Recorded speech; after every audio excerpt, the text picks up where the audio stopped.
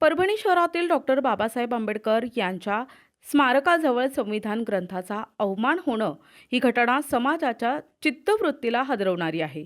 भारतीय राष्ट्रीय काँग्रेसचे महाराष्ट्र प्रदेश प्रवक्ते प्राध्यापक प्रवीण देशमुख यांनी या घटनेचा तीव्र निषेध नोंदवत संविधानाचा अपमान करणाऱ्या व्यक्तीवर कठोर कारवाईची मागणी केली आहे.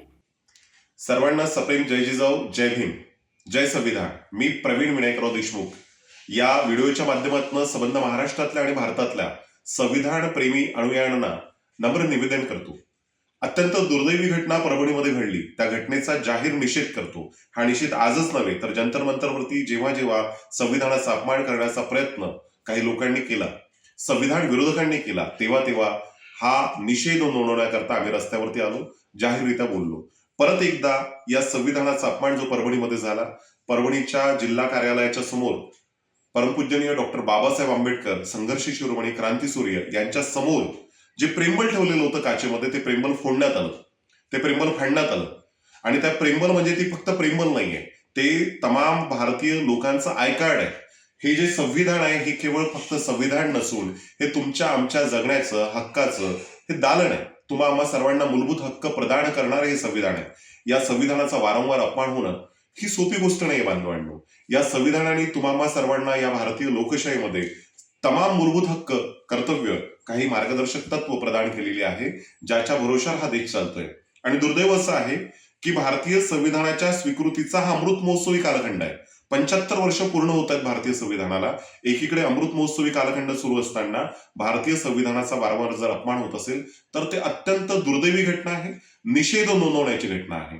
आमची एक बहीण आहे प्रतीक्षा गुरुनेले नावाची, ती नेहमी म्हणते की निर्मिका मज इतके वरदान दे, निर्मिका मज इतके वरदान दे, संघर्षाचे माझ्या खात्यात अनुदान दे, मी मुक्यांनाही शिकवेल समतेची भाषा, फक्त माझ्या हातात हे डॉक्टर बाबासाहेब आंबेडकरांचे संविधान दे, हे डॉक्टर बाबासाहेब आंबेडकरांचे संविधान दे.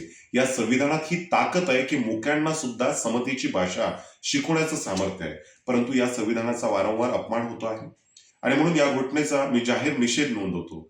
पण याच घटनेला लागून घडलेल्या ज्या घटना महाराष्ट्रामध्ये घडत आहेत, एक बीडमध्ये संतोष देशमुख सरपंच याचा दिवसा ढवळ्या खून होतो आणि तो खून झाल्यानंतर अद्यापही त्याची मारेकरी पूर्णतः नजरकैद केल्या जात नाही, जेलबंद केला जात नाही, त्यांना पकडल्या जात नाही. या घटनेचा उद्रेक संबंध महाराष्ट्रामध्ये, मराठवाड्यामध्ये उमटलेला दिसतोय. त्यानंतर परभणीमध्ये जी प्रेंबल फाडण्यात आलं, भारतीय संविधानाचा अपमान करण्यात आला.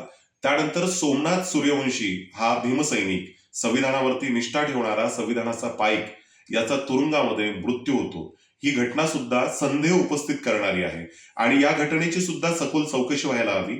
संतोष देशमुख याचा जो खून झाला त्याच्या मागचे खरे पडद्यामागचे सूत्रधार कोण आहेत त्यांनाही पकडण्यात यावं. संविधानाचा अपमान करण्याच्या मागे काय मनसुबे होते किंवा समाजामध्ये अशा प्रकारे विघ्नसंतोषी लोकही का करतायत, अस्थिरता निर्माण करण्याचा प्रयत्न तर निदान या घटनेच्या मागे नाहीये का, याचा सुद्धा सखोल शोध घेतला गेला पाहिजे. आणि जी घटना तुरुंगामध्ये घडली आहे, सोमनाथ सूर्यवंशी हा बाबासाहेबांचा अनुयायी, हा खऱ्या अर्थाने संविधानावरती निष्ठा ठेवणारा माणूस, याचा अशा प्रकारे आकस्मिक मृत्यू होतो कसा?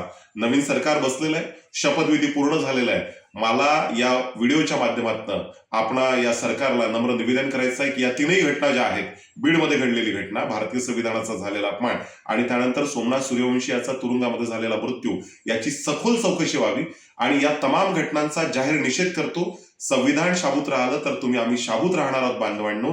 आणि म्हणून या संविधानाचा अपमान करणाऱ्या तमाम समाजकंटकांचा जाहीर निषेध करतो. आणि त्याचबरोबर एक नम्र विनंती एक भारतीय नागरिक म्हणून मी आपल्या सर्वांना करतो, बांधवांनो, संविधानाने आणि डॉक्टर बाबासाहेब आंबेडकरांनी कायद्याची चौकट आपल्याला दिलेली आहे. या कायद्याच्या चौकटीत राहून आपण निषेध नोंदवूया. त्याला कुठेही गालबोट लागणार नाही. निश्चितच आपल्या सर्वांच्या भावना या उद्विग्न करणाऱ्या आहेत. आपण सर्वजण रोष व्यक्त करतायत, परंतु हा रोष व्यक्त करताना कुठल्याही प्रकारची अनुचित घटना घडणार नाही. आपण वेगवेगळ्या माध्यमातून मोर्चे काढतायत, निवेदनं देत आहेत, आंदोलनं करतायत, परंतु या आंदोलनाला गालबोट लागणार नाही आणि कुठल्याही प्रकारे कायदा आणि सुव्यवस्था याला आपण तडा देणार नाही, याची जाणीव सुद्धा आपण सर्व संविधान प्रेमींनी जोपासली पाहिजे. हे नम्र आव्हान मी आपल्या सर्वांच्या वतीने करतो आणि माझ्या वाणीला विराम देतो. जय संविधान.